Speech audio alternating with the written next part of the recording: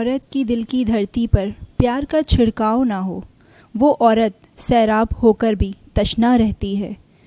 जिसके दिल की सरजमीन पर वफा के फूल ना खिलाए जाएं, वो सुहागन होकर भी सारी उम्र इद्दत में रहती है। स्पेशल रिपोर्ट का देखें खुसूसी प्रोग्राम बिन्ते हवा में कॉल गर्ल, सिर्फ और सिर्फ आपके लिए।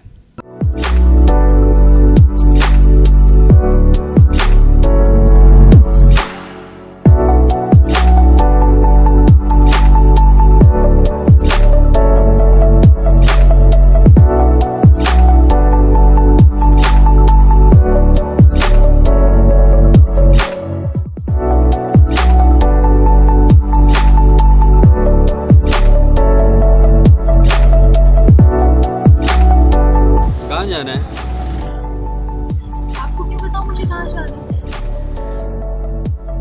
ऐसे पूछ रहा हूँ, कहाँ जाना है? मैं अपने एक दोस्त का इंतजार कर रही हूँ। हम भी तो दोस्त हैं आपके, इसको कॉल कर रही हैं। कहाँ मैं अपने दोस्त का इंतजार कर रही हूँ। हो सकता है तुम्हारे दोस्त को देर हो जाए, इससे अच्छा मुझे दोस्त बना दो।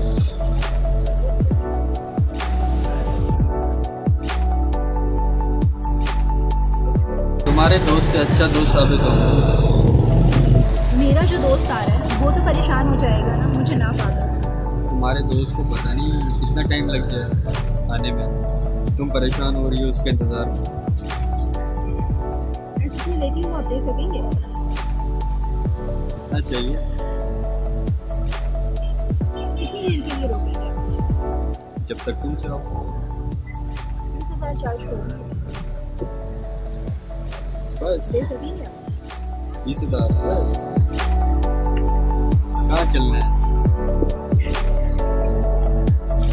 कहाँ चलना है? होटल पर या फार्म हाउस पर, जहाँ तुम बोलो।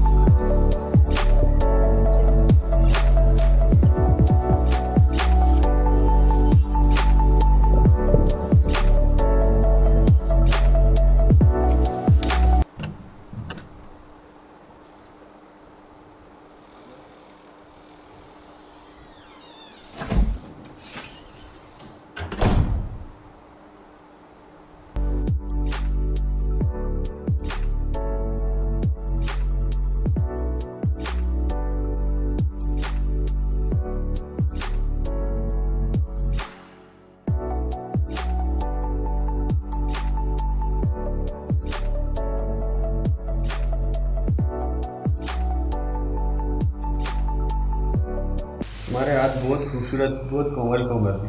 सिर्फ हाथ ही अच्छे हैं और मैं तो हाथ ही देखे हैं। जब तुम्हें पूरा देखूंगा फिर तुम्हारी पूरी तारीफ करूंगा।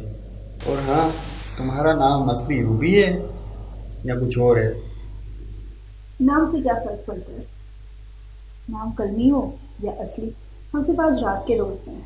कल होते ही हम बेगाने हो जाएंगे। क्या खूब कहा, सिर्फ एक रात के दोस्त। बिल्कुल।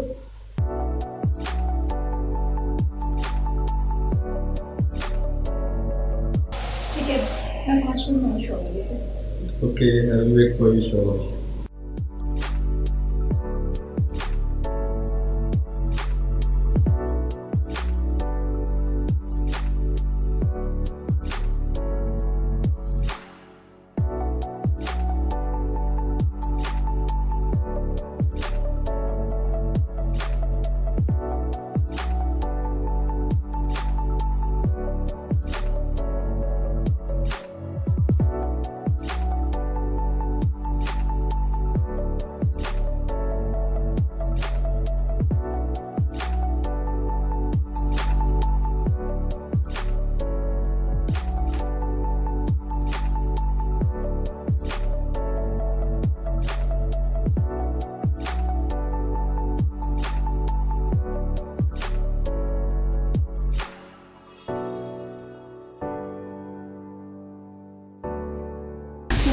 ऐसे दिखते हो? यार जरूरी तो नहीं कि औरत के जिस्म की हवस की जाए। क्या कहना चाह रहे हो? मेरी बिल्कुल कुछ समझ नहीं आ रहा। औरत का जिस्म खिलौना तो नहीं है। उफ अल्लाह, तुम मुझे कंफ्यूज कर रहे हो। जो समझ नहीं आ रही तुम्हारी कि तुम क्या बोलना चाहते हो। देखो, गौर से सुनो। औरत की जो इज्जत होती है उसकी क्या कीमत होती है? फिलहाल तो सिर्फ 20,000। गलत। ये तो गलत कहा तुमने। औरत की इज्जत की, असमत की कोई कीमत नहीं होती। फिर तुम मुझे हायर करके क्यों लेकर आए? ये एक मिशन है।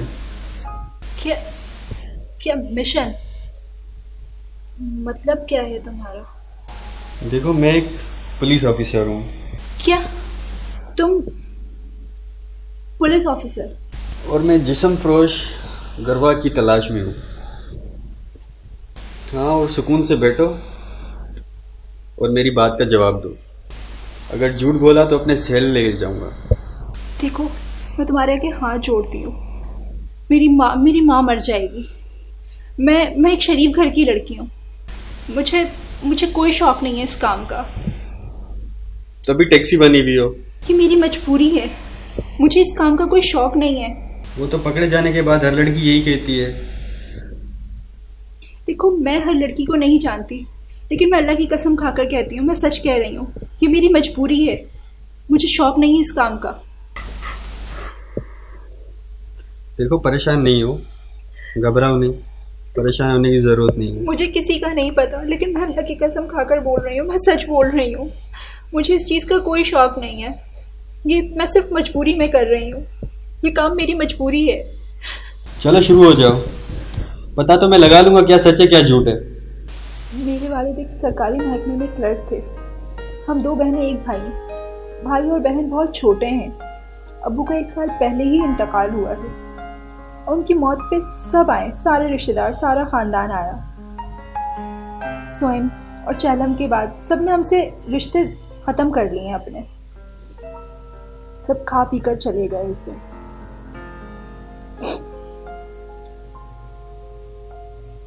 फिर पलटकर किसी ने हमें नहीं पूछा,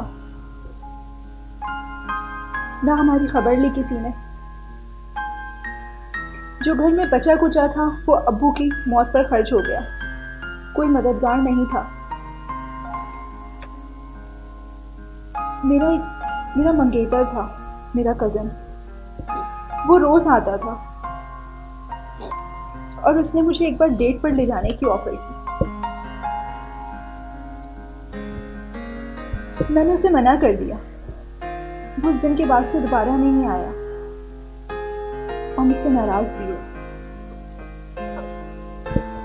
भाई छोटा है, वो पढ़ाई छोड़कर गैरेज में काम करने लगा और सिर्फ 50 रुपए मिलते थे उसे। 50 रुपए में खर्चा पूरा नहीं हो सकता था घर का। फिर मैं जॉब के लिए निकली। बड़ी बड़ी मल्टीनेशनल कंपनी में मैंने इंटरव्यूज दिए, लेकिन कहीं से कोई जवाब नहीं मिला। 4 माह का किराया घर चढ़ चुका था। हमारा मालिक मकान बहुत अच्छा था। उसने 4 माह तक कोई किराया नहीं लिया, लेकिन उसने सिर्फ 1 माह की मोहलत दी हमें कि 1 माह हम और रह सकते हैं यहाँ पर, उसके बाद हम उसका घर खाली कर दें और दूसरा घर ढूंढ लें। मेरी तालीम सिर्फ इंटर थी, इसलिए मुझे कहीं अच्छी जॉब ना मिल सकी। एक मीडिया एकेडमी का इश्तिहार देखा, वहां गई। उन्होंने अच्छी ऑफर दी।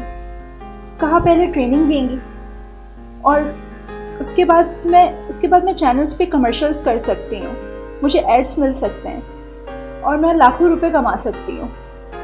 और उसने मुझे इतना भी कहा कि उस पैसे से हम अपना कमीशन लेंगे, बाकी सारा प्रॉफिट तुम्हारा होगा। और उन्होंने मुझे कहा कि मैं बहुत जल्द इज्जत और शोहरत की बुलंदियां हासिल कर लूंगी। मैं इनकी बातों में आ गई। वो दोनों मियाँ बीवी थे। उन्होंने एक एग्रीमेंट मुझसे साइन करवाया। उसकी बीवी ने मुझे हौसला और भरोसा दिया, मगर वो सब दिखावा था। उन्होंने मेरा फोटो शूट किया, पहले सादे लिबास में, फिर मॉडर्न लिबास में।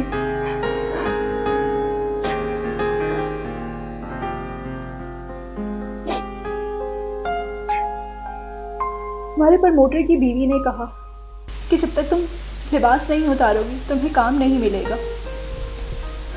उन्होंने मुझे कहा कि एक इन्वेस्टर आ रहा है, उसके साथ तुम्हें जाना है, वो तुम्हारे ड्रामे पे पैसे इन्वेस्ट करेगा। मैं घबरा गई मैंने मना भी किया, लेकिन प्रमोटर ने मेरे सामने मेरा एग्रीमेंट रख दिया और मुझे कहा कि अगर तुम ना गई तो तुम्हें 5 लाख रुपए देने होंगे। मैं भला 5 लाख कहाँ से लाती? मैं मजबूर हो गई। मैंने इनकी बहुत मिन्नतें समाजतें की, लेकिन वो लोग नहीं माने। प्रमोटर की बीवी ने कहा कि मैं वहाँ तुम्हारे साथ रहूँगी, तुम घबराओ नहीं।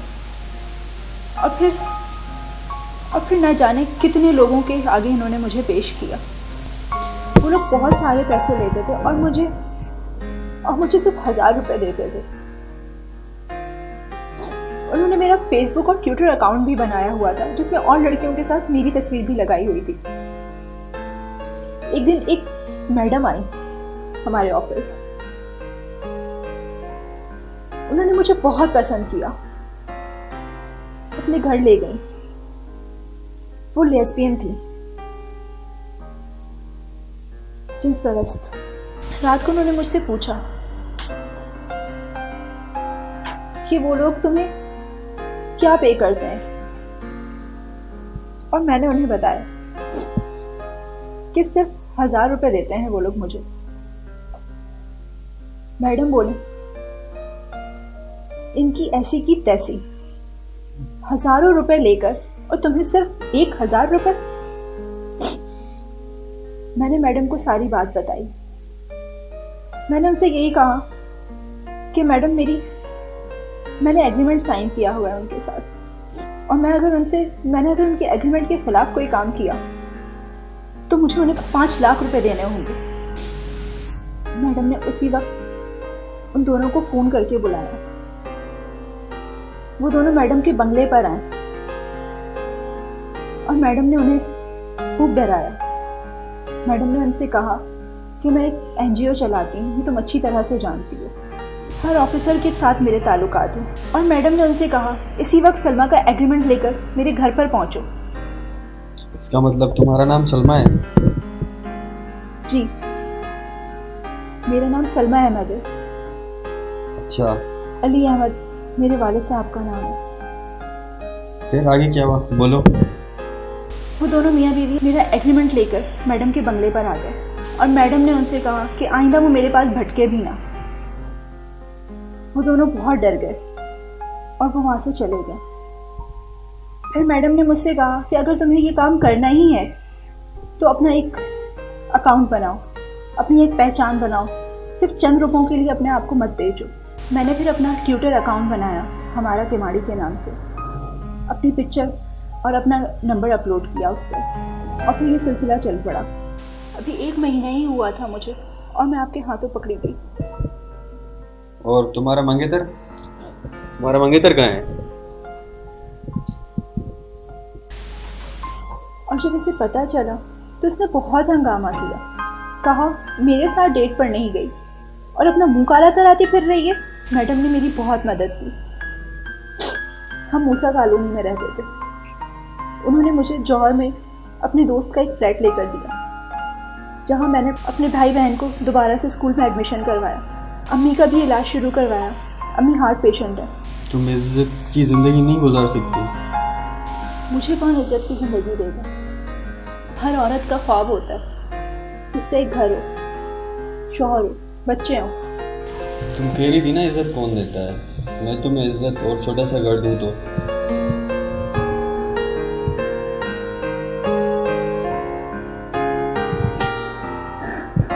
बोलो, जवाब दो।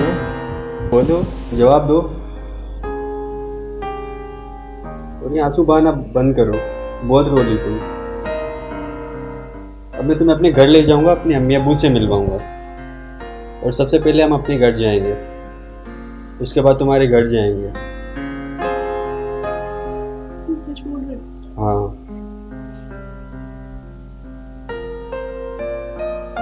मैं तुम्हारी मैडम पर हाथ नहीं डाल सकता, सबसे पहले उनके मियाँ पर हाथ डालूंगा।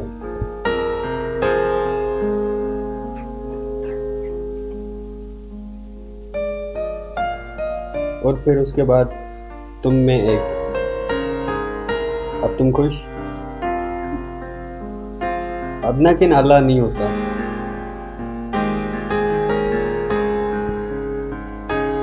अल्लाह बड़ा कारसाज है।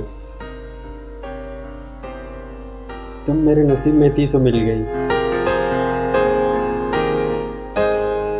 बस याद रखना, मुझे तुम्हारे माजी से कोई मतलब नहीं है, जो चंद मिनट पहले खत्म हो गया। मुझे अब तुम्हारे हाल और मुस्तकबिल से गर्ज है।